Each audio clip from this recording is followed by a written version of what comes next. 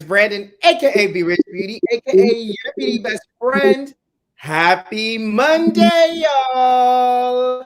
It's Reality TV Talk with me and Jeremy McShann. You know what to do. Grab your beverage. Let go.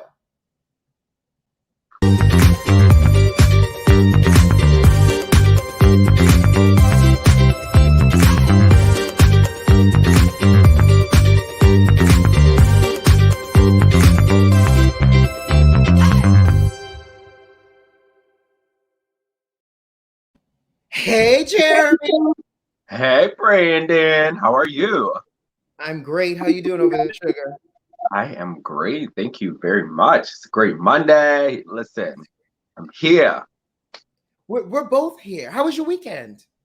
My weekend was good. It was a little restful, trying to just keep it calm and low key, trying to rest. So it was a No restful travel weekend. adventures? No, no, y'all, I'm not going nowhere no time soon until I get my life all the way together. Understandable. Yes. Jeremy, let's jump right in because I've been waiting to talk about this for since last Wednesday. I'm itching, and I can't wait to hear your thoughts Yeah, about yes. bum. Real Housewives of Beverly Hills. I'm so happy we backtracked and came back to the show that we started reviewing. And so it was a great, the first part of a four-part reunion. And, one thing that I thought was really weird is this is probably the first, like, after COVID in-person thing because they're back all together on a small couch like they used to be. Yes, So it's you really noticed that, weird. right? It's weird to see them so close. It makes the set look so small. I'm so used to seeing them like so far 6 feet apart from apart, one another. And so it was a really, mile apart. you said what? I said a mile apart from each other. A whole mile apart from each other. So it was really nice. It was just different to see them like that. And so, we get things kicked off with Andy talking to Erica, and he's talking to Erica about, the fans' reactions to her being on there. And them thinking that she doesn't have sympathy or empathy. And she was just like, well, of course, if anybody's been wronged, I want them to be made whole. And Andy's like, you mean the victims? Like, she will not say the word victims at all. And then she counters that by saying alleged victims. But this is why people don't like her right now, because she can't even say the word victims. Whether they're Tom's victims or not, they're somebody's victims. A victim is a So victim. Go ahead. I got questions.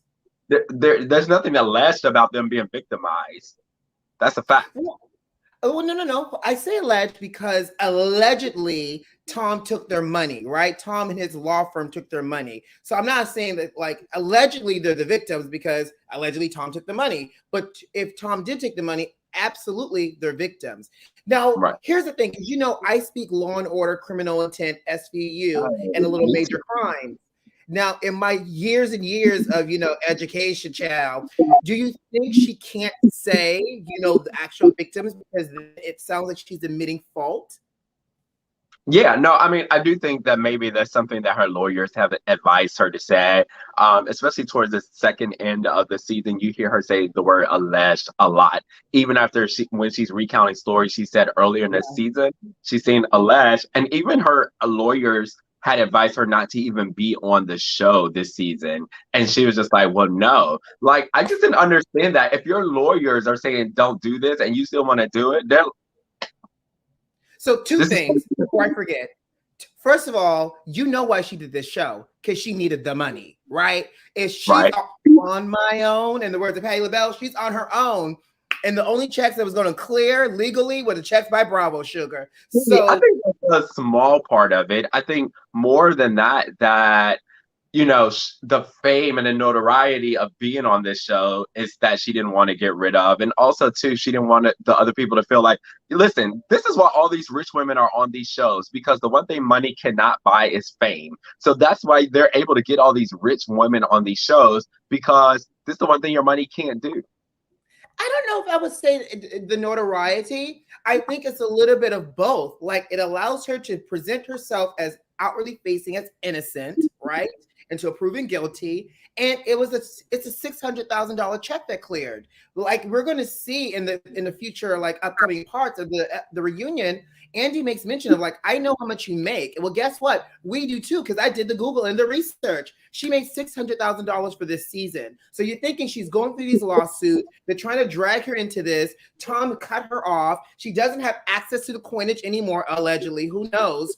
So she made the check. Now, my other thing is, and I lost my train of thought. Did you hear that Bravo subpoenaed the footage? And they're saying that they got a lot of good old juicy footage, honey. So I wonder, as she was going through the filming, if like her lawyers checked in with her and they were like, well, you can't say that. You need to make sure you're saying alleged out of everything so you don't get caught up in the wind of it all, the wind tunnel of it all. So I think it's a little bit of lawyers weren't just there every time she filmed, like behind the cameras, like guiding her throughout this entire process. And so I just can't believe it. Said her not doing the show would make her look guilty. And I think I kind of agree as well. It's about that outward presentation. No, if I would have seen that she's not doing the show, I'd have been like, you know what, she's got this lawsuit going on. It's crazy. I may have done an appearance, and in that appearance, I'd have been like just super distraught and sad, and be like, I can't believe this is happening to me and these poor victims.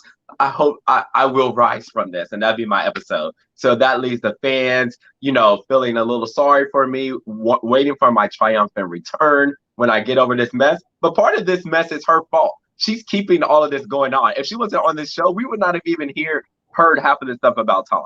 Well, here's the thing. I think she's completely in that damned if I do, damned if I don't. If I show up every day and look too happy in my designer outfit drinking Veuve Clicquot, then I look like I'm not remorseful. But if I show up in a tracksuit like I'm going to TJ Maxx, then it looks like I'm putting on airs. She's caught in this. It's a tough situation for her right now. See, the thing about it is, though, if she just would express remorse, then we wouldn't mind the moments when she's laughing, having fun, and all of that as well, too. Hey, Q, you listen, I don't got my glasses on, so she want to keep going.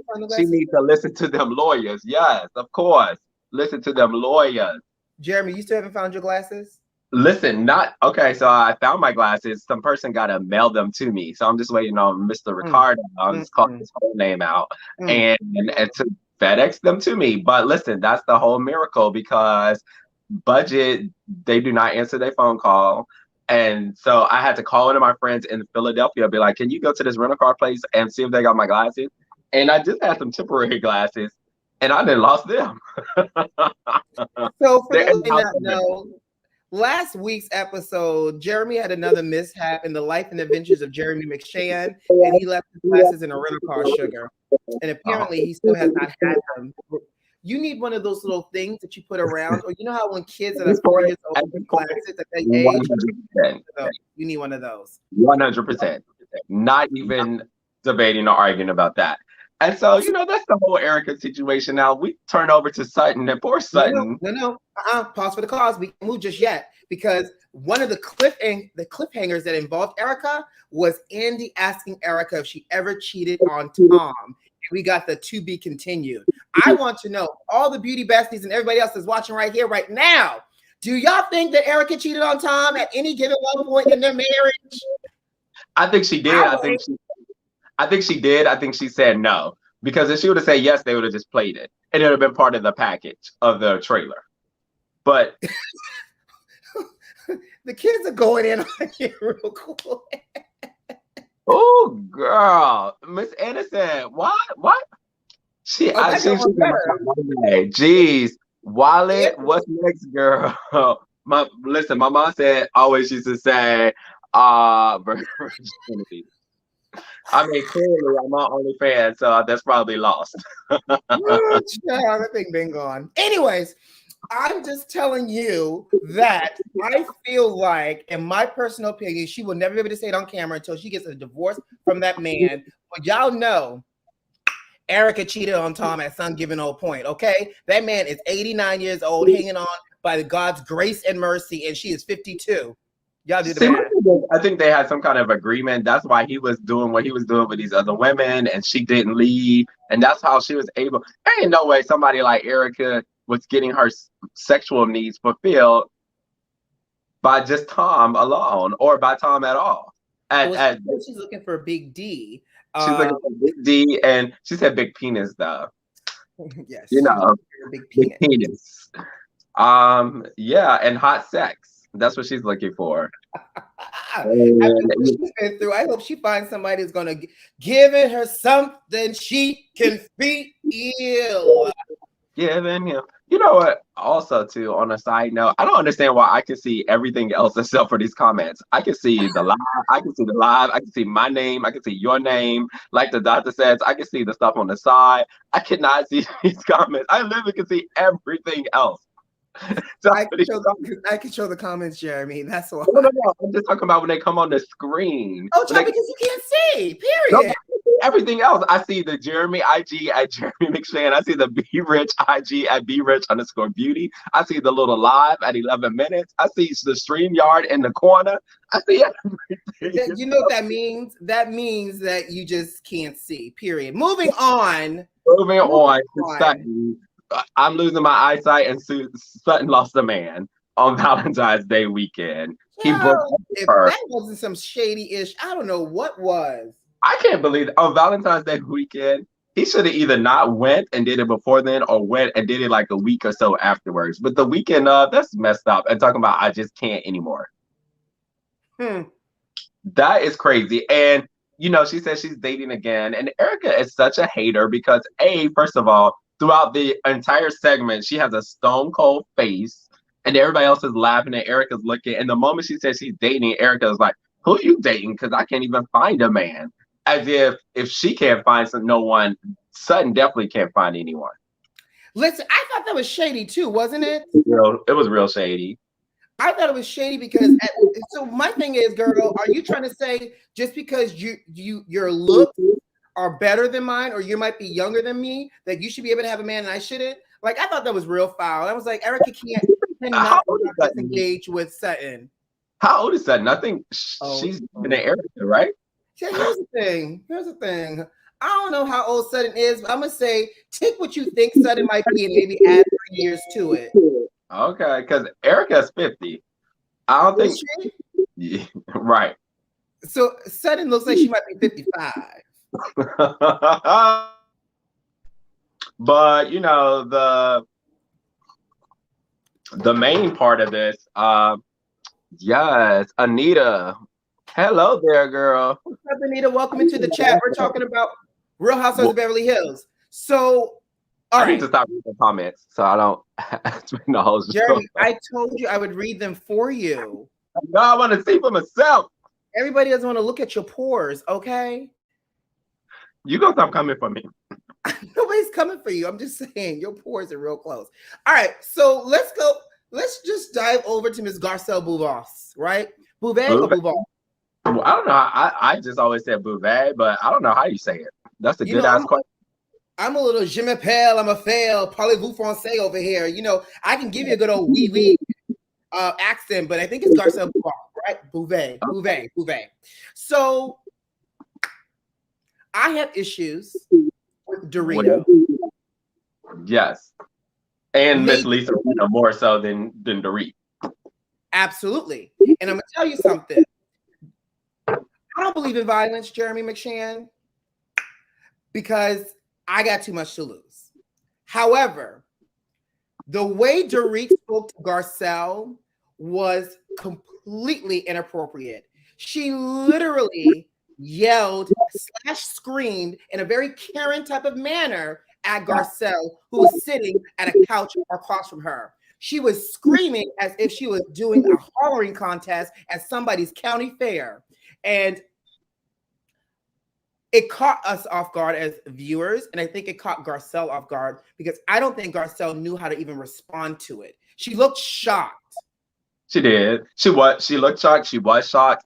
And yeah, she needs to curse her and Lisa Rinna out one good old time. And no F you like she did the one thing. She needs to get down in her Black Haitian soul from the ancestors, pull them out and use every single cuss word in the most ghettoest way possible. In So the that words they of Miss can never. in You the said words what? of Miss Funky Dineva, she says, "When they go low, I go to hell." And Yeah, in that moment, Garcelle needs to go to hell so they know who they're playing with. Because yeah. I said At this point, they playing with her. They she could not playing. have done that. Dorito could not have yelled at any one of them girls on the Real Housewives of Atlanta set. Okay. And Dorit would not have yelled at anybody else on her cast set. She just would not have done it. At You know, all. she would At not have done it. all. So the fact that she just felt so comfortable to do that, and puts Garcelle in this weird place, and even like her and Lisa, and it's like this tag team against her, and nobody's like sticking up for her. And then she finally says that the reason that she's been a little off with Lisa is because she was told that Lisa said that she wished Garcelle would not have brought up race on the show because it's not that kind of show. And Right. so Lisa does what Lisas do. So same like Salt Lake City Lisa and this Lisa, they get super, super upset when they are caught and they're in the wrong. And she's like, I didn't do this and flying off the deep end. Well, sis, you said this. Because Do you other than feel like I was gonna ask you, do you feel like Rinna said that? facts. Oh yeah. I think she's 100% said it. I do think Huh. I don't think she meant it in a way of like against anything. Like, I don't like black people. I think she just was like, I want to keep this show lighthearted, and I wish that this would not have entered here. But this is the problem Bravo has when it's trying to integrate these shows. It has a serious issue, and they're just throwing black people to the wolves and not being culturally competent or teaching their cast how to be culturally competent. Same thing happened in New York with Ebony's situation there. She was never yelled at anybody. Yes. I Oh, got it, Jeremy. Yeah, I got it, she's not Jeremy. yelled at anybody. He's never yelled at anybody else on Real Housewives of Beverly Hills ever. And I agree. Can somebody give Jeremy Jeremy? I'm gonna send you a magnifying glass for next week. Okay, sugar. I'm gonna go to Amazon right now. Jeremy, you can go to CVS and get you some like dollar store. I was just watching Real Housewives with them on. I don't know what I put in them. Okay. Between, So anyway, okay. So Anyway. I agree. I feel so. A couple of things. One, to finish my Dorit thought, right? She would have been slain in the spirit of my words because I would have read her for filth, and she would have been literally having to be picked up off the ground after the spirit got done using Garcelle, right? Second piece, Rinna. I would hope Rinna would. I feel like I understand what you're saying. I would hope Rinna wouldn't say that, but in the meantime, though, to support you, I do feel that yes. It's like Bravo just throws people in, but is there even a right or wrong way to integrate these shows? These shows have gone so long being predominantly Caucasian and, looking through the lens of privilege. Now you have somebody that's black. Now you have somebody that's Asian American on these shows. How do you buffer and integrate? You can't. These are the conversations that have to happen. These are the conversations that are hard to happen. And these are the conversations that are going to cause the people that walk in their privilege on a daily basis to have to pause and reflect. And when people say things like that to Rinna, she has two options. Sis, you got to take it. Yeah, I mean, also too, but I do think conversations need to be had that when we are just like, any employee, go and read that to me. Let me see what she says. You want me to read it or not? Yeah, I want you to read it. I think Lisa said it, and I think Kyle told Garcelle. Oh, you know what? I don't know if Kyle told her. Somebody told her though, but she definitely said it.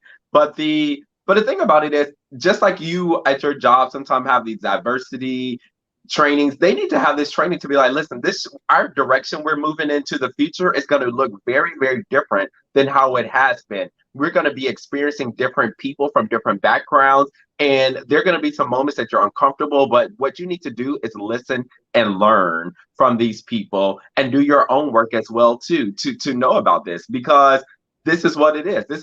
This is where we are. Okay, so a couple of things here, and then we got to move on, right? So you want the reality TV stars to go through cultural sensitivity training before they film the reality TV show? First piece. I can understand that training for all the people in production and everything else. But I think if we're talking about humans here, and I think this was a bigger conversation here, and Beauty Besties, feel free to layer in. all of my white friends, when we were going through last year and, just the enormous amount of hate and just racial reckoning that was happening, I didn't, and I said this to them, as your Black friend, I will help to answer questions if you have them, but I'm not going to be the oppressed and the teacher at the same time.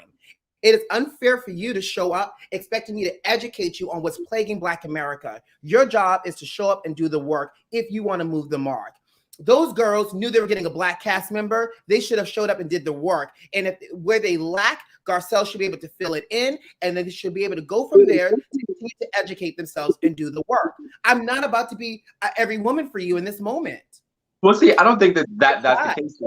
I don't think that's the case. I think what happens though is we're getting a Black cast member. Oh, she's just like us, so we're gonna continue to be that, and not realize that she's not just like us, right? And what's been happening is that they're treating her like she's just us. So a lot of their issues back and forth have been like, what are you talking about? Why you don't feel like you don't fit in? Why do you keep saying this? Because they're not understanding, hello, there's some kind of difference, and there needs to be some kind of baseline and some responsibility. If these women are on TV doing this, they need to, we need to see how to be better through them. And if they don't know, then it's just gonna be like this. Okay, so Anthony says they follow OSHA workplace requirements and they should have training on this too. Maybe it needs to come down from Hollywood. Possibly, because guess what? We know Hollywood is deficient in this aspect as well. You better come through OSHA. You better have the corporate word OSHA. I don't know her either. No, I actually do. I've gone through many trainings. Okay. Now, I'm looking forward to see the other 3 parts of Beverly Hills. I will say this as we wrap up Beverly Hills. I too am looking forward to seeing the other 3 parts. Here's the other thing. I'm sorry. Rinna forcing herself on Garcelle made me cringe. Yeah, it's just like so much microaggressions throughout the entire first thing towards her that she's have to deal with, and Black people have to deal with all the time. It's beyond me. Yeah, I agree, and it's unfair. Like I felt like Garcelle, to her point, nobody was rooting for her on that. Nobody had her back. Kyle sat looking like some kind of Harajuku girl with her eyes wide open the entire time, right? I don't. Kyle looked a mess, honestly, but I digress. And then you have Erica sitting stoic, ready to defend her character, and then Crystal not knowing how to chime in, and then you have Garcelle at odds with Dorito and Rinna, and Sutton just sitting there in the corner, right? Because she has her own issues. So I felt it was cringy seeing Lisa just kind of push herself onto Garcelle in that manner, just for the sake of trying to make up. That's why next season they need to go on and add Will Smith, baby mama there, since she's already friends with Garcelle. And then maybe a couple of guest appearances by Cynthia Bailey up in there, and then we good to go. You think Cynthia will guest star on Beverly Hills? Yeah, 100%. Cynthia needs to check. Hey, what is she do? I mean, what's she gonna do? And she'll probably be mostly in LA. So. We're still waiting for her next chapter to be unveiled. But moving on over from Beverly Hills down to Sweet Home Alabama, Huntsville, that is. Let me tell you something. This episode to me just kind of lacked a lot, but there were a few key gems that I just wanted to just chit chat with y'all about, right? First up was it started out really awkward to me, but it was the meeting of minds between Destiny and the artist now known as Tiffany in that conversation. I know that was really interesting. I mean, I feel like this is kind of a forced thing, but it seemed like they found common ground in that moment. Tiffany revealed that she was adopted and her name wasn't always Tiffany. It was Jamie Lynn. I was like, wait a minute, not Jamie Lynn. Jamie Lynn Payne, honey. Jamie Lynn Payne. And her mom was a white lady that got pregnant by a Black man and gave her up adoption and kept her other 4 white kids. That's some down south stuff for you. Okay. And then, Destiny revealed also that she was a product of growing up in group homes and that her mom is a drug addict and so, that is a connection I think that they were able to really bond over. And hopefully, now that they see each other, that they will have a better relationship moving forward. So a couple of things I came to the conclusion of. Destiny officially has no storyline this season, and she's not interesting to me. Period. Because she don't share her real life with us. She doesn't. And that's but once transparency is so bad out of everybody else, we know nothing about what's going on in Destiny's life. We know nothing about the ex-husband. We know nothing. We saw the child. And I had that moment where her dad came, and he had that touching moment when she was on the cover of Hype Hair. I was like, Destiny has no real storyline. No. And did you see the Married to Medicine person up in there, LAMH? That was great to see her from Married to Medicine. Oh, you don't watch Married to Medicine? Either one, Atlanta or LA? Oh, Atlanta is way better than most of these reality shows. Now, LA was cute, but LAMH, she was a cast member on Married to Medicine Los Angeles. So that was a cute moment to see her on this show. Oh, good for her. Now, with that being said, what? Destiny, I appreciate knowing a little bit more about Destiny's story. And I will tell you, her story about her mom giving her up and keeping her siblings that were fully white did kind of like tug on my heartstrings. But let's be real. Destiny intentionally shares the tea, and her timing is off, period, point blank. Yeah, no, for sure. For sure. I mean, we'll see. This was kind of like a thrown in scene. I did see they recently filmed a reunion. And so, I saw Tiffany on her Instagram, trying to throw a little shade and stuff like that. So I'm sure she's getting it popping at the reunion. And so, we shall see.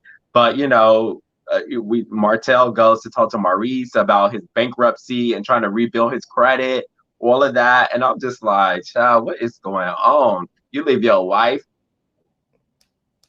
So word on the curb, y'all got your beverage ready real quick over there?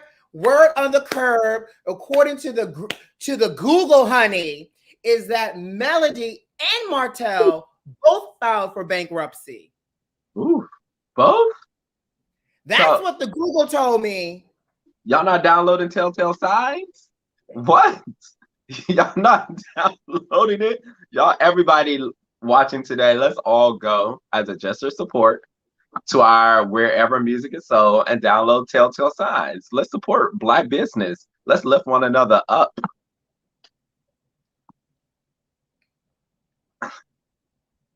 Or we can get a shirt that says God says go. I know some of that applies to some people. God says go. The shirt's cuter than the hat that Robin is slinging, so maybe. You know what? So during this time, Maurice brings up therapy and the depression. He was just like, I don't want to speed past that. And talks to Martell, who also seems like he's not going to do it. But I love that Maurice said, well, I'm going to do it because I need to figure out things that may be inside of me that are keeping me back or keeping my relationship back. And I love that he was the one that was not even into therapy that decided, I'm going to go and do that. So that's amazing. And he boldly professed that. I agree. But you know what? We've already established that, Maurice and Kimmy, are the more mature ones on this show.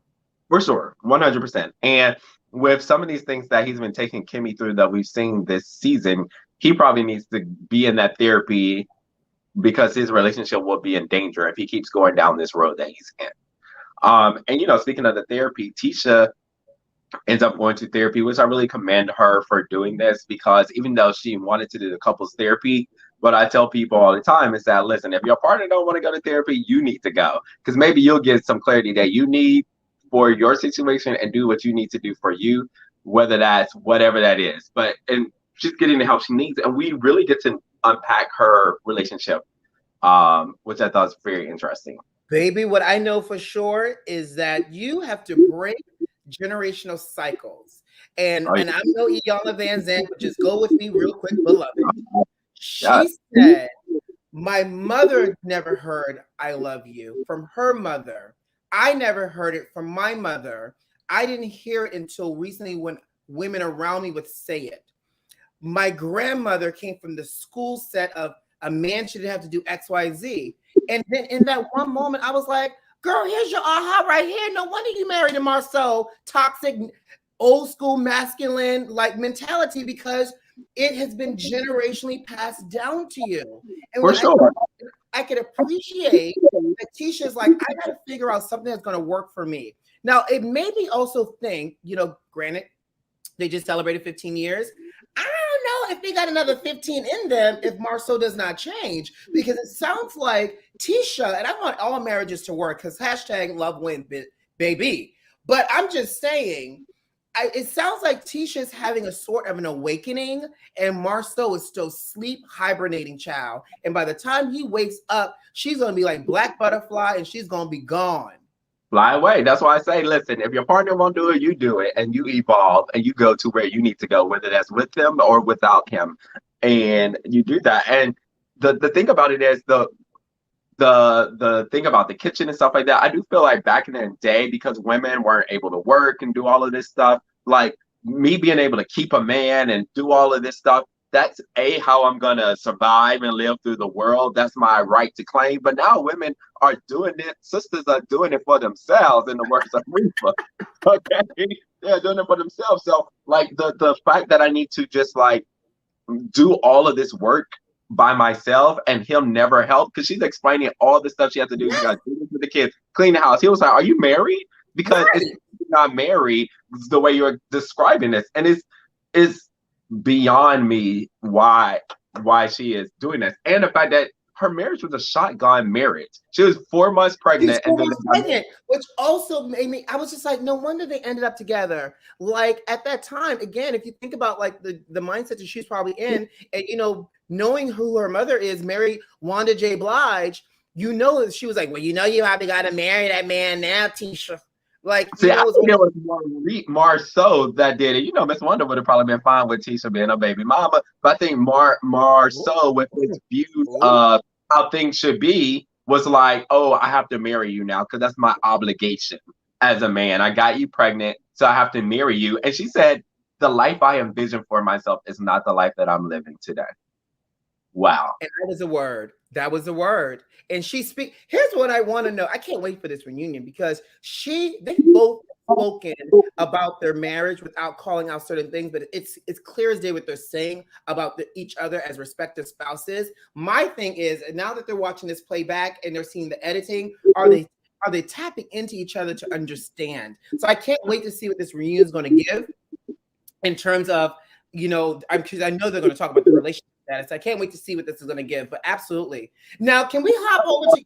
If it ends, it's because Tisha will find her strength and voice to leave, because you already heard Marceau say it. You gonna find her what? Over happiness. She gonna find her what? Her voice and strength and fly away. Absolutely. I thought you was gonna pick up your mug. I was giving you a little moment to do your strength. Oh, I know what she was doing. I was like, what's happening? She gonna find what? I'm talking about your mug. Hold your mug up. Right. I was like, oh, take me with you. I'll help you find it too. Oh, Jeremy, before we move over to the Potomac, to your backyard, honey, the kids wants to know. What they want to know? No. The kids wants to know, are you voting? Are you watching Dancing with the Stars this season? I have not, but I have seen the clips of Kenya Moore, and Kenya Moore has been doing the damn thing. She really has. No, like she is a bit like the clips I've seen.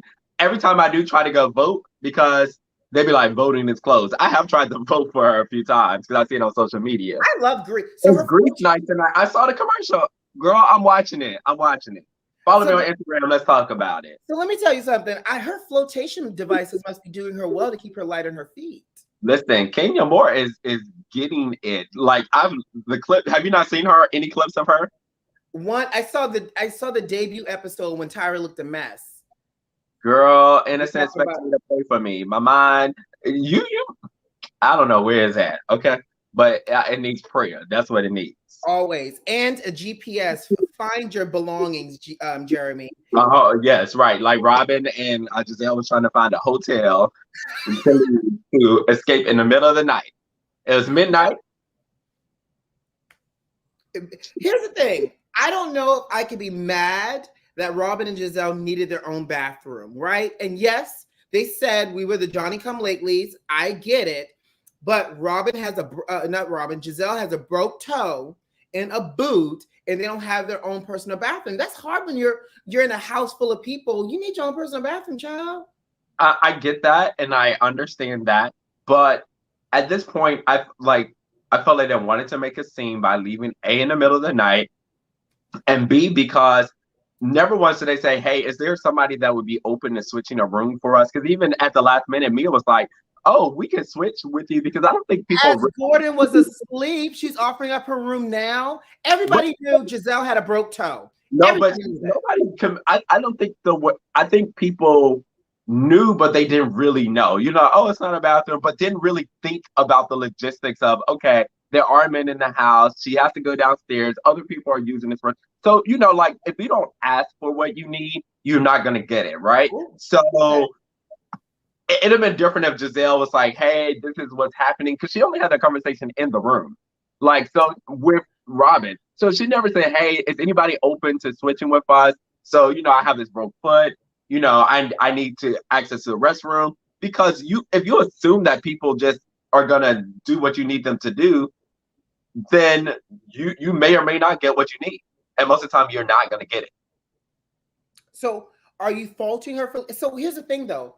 They got back after eating dinner late, so they had just got done filming. So I don't necessarily think it was about creating a moment or a scene about leaving in the middle of the night. It was we just got done with dinner, we just got back to the house, we now found a hotel, and now we're leaving. It just happens to be midnight. Those filming days are long. Okay, it happens to be midnight, so if it's midnight and it's that late, you can go to bed. I mean, like literally everybody else But sleeps. they needed a bathroom, Jeremy. Most of the people went immediately to sleep. So at that time of night, everybody sleep. And so you really going down to the bathroom is not really a problem. Thank you. Rick D said, I gotta go. Exactly. Got to go. Like it's time for us to go. We're back. We went to dinner with y'all. We found a hotel that's 30 minutes away. You say you're gonna leave before. Like they tried to make a scene, they didn't want to tell anybody, do all of that. The only reason the other people knew is because they happened to be awake. And then as they left, they sent a message. But you know, it was really interesting because I told you they didn't find a hotel that was in their price range. So when she said she went into a Marriott, and I was like, wait a minute, another area. There's not a lot of Marriotts there. So she said it was the St. Stephen's Inn, 2-star hotel, 7 miles away. So I'm like, I go to St. Stephen's Inn, I get their zip code, I go to Marriott site, I plug in the zip code to find out what hotel's there. The only hotel they could have stayed at that's in that area is a Fairfield Inn in Eastern Maryland. So more than likely, they was at the Fairfield Inn. So I'm just letting you know. That's what Jeremy, what you're not about to do. Jeremy can find out where they're staying, but Jeremy can't find his glasses. Listen, I can find out some information. Now you need to know something. I'm Inspector Gadget. I can find out the information. You better find out where they were staying, honey. Because I was curious. I also did not know. I was curious when they said it, the actual difference between what is a 2-star hotel exactly. Because sometimes I associate them with I didn't know what it really meant. I didn't. I just associate them sometimes like, oh, you don't want to stay at a 2-star, but what really is it? And so when I Googled it, a 2-star hotel is just a hotel that only offers the basics, like a room, a bathroom, maybe a TV. That's it. No restaurant, none of that. So it doesn't necessarily mean like a 2-star hotel is necessarily a bad hotel, especially in the area you're in, because you can go to an inn on a beach town where there's not a lot of commercial or nice things, and it can still be kind of nice, but it's a 2-star because what it's offering there. It's not like, so sometimes people get that twisted. So yeah. I did it because, you know, as your beauty best friend over here, I believe in a good moment and a good experience. Yeah, and I only stay at a certain baseline of stars for hotels. I understand, but do y'all have room service? Right, but the St. Michael's Inn probably was nicer than the Fairfield Inn. Listen, I agree, but can we talk? We just have to talk about this real quickly. Is it just me? And I'm asking the question to all the beauty besties that are watching as well. Is it just me? But isn't Gordon awkward AF? It's too much. It's too much. And when he's about to pull that thing out, I was like, no, I do not want to see that. Yuck. And I know, listen, normally I want to see. Normally I want to see, but that no. And Chris, I think, was mostly playing. Gordon was drunk enough to probably have actually done it. So my thing is, Mia, control your man. He's Oh, talking about erections. He's trying to pull it out. He's picking on Ashley. Like, control your man, sis. right. And in the grand scheme of things, if you're in a group of people you actually know, all the stuff he was doing was fine because you actually know these people. Like you can joke like that with people that you know that you're familiar with, but these are people you don't even know.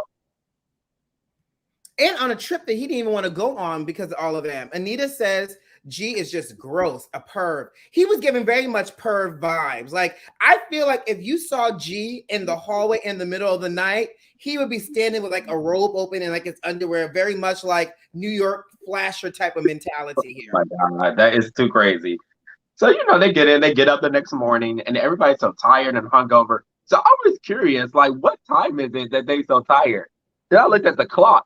It was 7:10 in the morning when they was up doing the breakfast stuff. I was like, why are they up so early at 7:10 in the They had morning? to start filming. But I'm gonna tell you something. God, that was too early.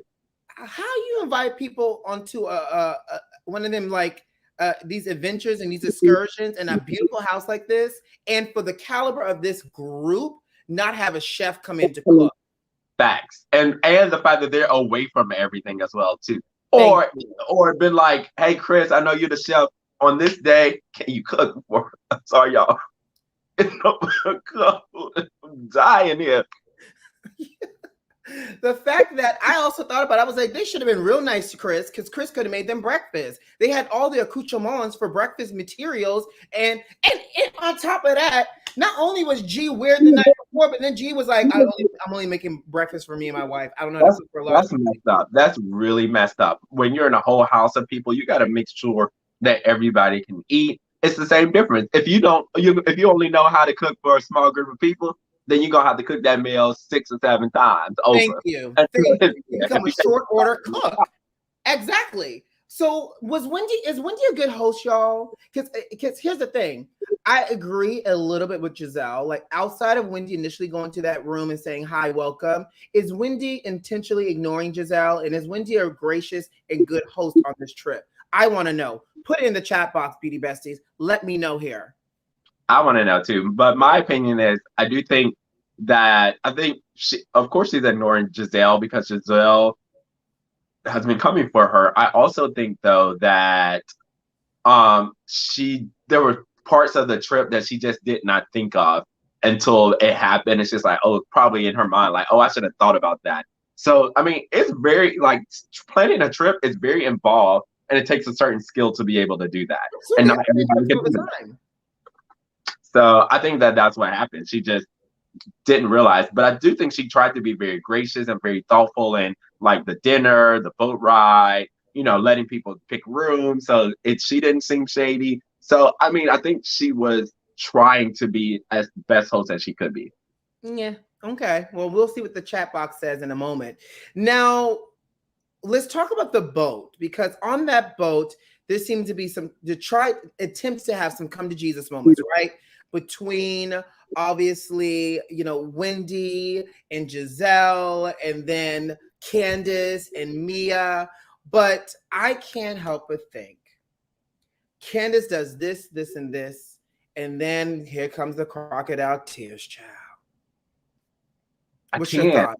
thought? I literally cannot with her. Like literally, she drains every bit of energy just looking at her face. Like drains every bit of energy to Damn, me Jeremy. because she will not take accountability for her actions and then wants to cry when and make it seem like everybody's doing things to her. You sat here, called this woman low budget, threw stuff at her, continue to attack her, say you don't care about her mom in the situation, keep saying and talking, calling the man her benefactor, all of this smoke you keep giving this woman, and she is woman enough to come to you, mature enough to come to you to be like, even though this really probably is not my fault, I'm gonna see where I have fault in the situation, apologize to you. And then she sits there and cries and gives this half-ass apology. No, like she has serious growing up to do. Now, here's the thing. And I agree. She's, they tried to tell her what was going on with the mama, and she was just like, I'm not here for it. But she said something that stuck out to me. I was like, dang, sis, really? She goes, now that I know all of the things about her mom, I can, I now know how to, treat her and be better. You have to know the backstory of somebody in order to act like a human towards somebody else. Immature. I root for Candace. I do. No, I can't. I just cannot. No. Can't. She's literally the worst. And she needs to be fired from the show. No, I don't think she needs to be fired because she engages the kids. She almost engaged in 3 physical altercations. And when you get to that level, you're now a danger to the cast. You're a danger to the cast. She got into a physical altercation, and Portia became a friend, went to some counseling, and came back. But Portia had multiple incidences as well, and Portia still stayed on. But there's repercussions to Portia's actions. Also, I mean, she probably should be fired because she's a danger. But I have a thing where I don't think she should be fired. It says with that damn tissue, yes, sis. And I'm trying not to cry here. But the whole thing with the Monique situation, I did not think either one of them should have been fired. They all are disgusting mouth. But listen, she has the worst. She has definitely a gift and a skill that she's using in the wrong way. Because listen, her words cut.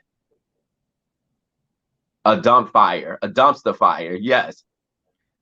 I told you I would read to you, Jeremy. I don't know why you just... Comments came on the screen and you did not read them to me. They just flashed. I was trying to... People said, and I'm not... You don't give me an opportunity to. You go immediately in. You know what? No, because 3 comments came by and I waited for you to read them and they were not read. Okay, Jeremy. It's fine. Guys, I'm only here because I signed the contract. I don't think I'll be renewing the contract after this because I keep getting abused. I'm trying to partake with y'all, with Innocent, AQ. Who was that girl? Anika? What was her name? Anita. See, Anita. Exactly. But y'all are my beautiful best friends. And I'll see y'all on J Rich Beauty in a couple of months. Don't get that cease and desist, sis. Okay. I'm J Rich, your beautiful best friend. Don't get that cease and desist, sis. Yeah. Not gonna be talking about Mac. We'll be talking about McDonald's. I'm not doing this with you. So, with that being said, I don't think Candace and Giselle are gonna be able to work it out. But I appreciate that. Not Candace and Giselle. I don't think Wendy and Giselle are gonna be able to work it out. But at least Mia and Candace seem to have a little bit of understanding. Now, how long the understanding will work, I don't know, because we know Candace got a mouth and Mia is trying to establish herself as having a presence this season as well. So we shall see. Yeah. Well, I mean, that's the week in reality TV. Well, I can't wait to see these shows again next week. So, guys, thank you for joining us today. Thank you for all the comments and the activity today. Appreciate it. I want to know, Jeremy, let's throw up a poll after this. Y'all think Candace should be fired? Y'all let us know. But in the meantime, guys, we got to go. You know what to do. Subscribe to the channel if you like this video if you like it, you comment. Most importantly, check the notifications and make sure they're turned on. Who loves you? I do. We'll see you next week. Bye.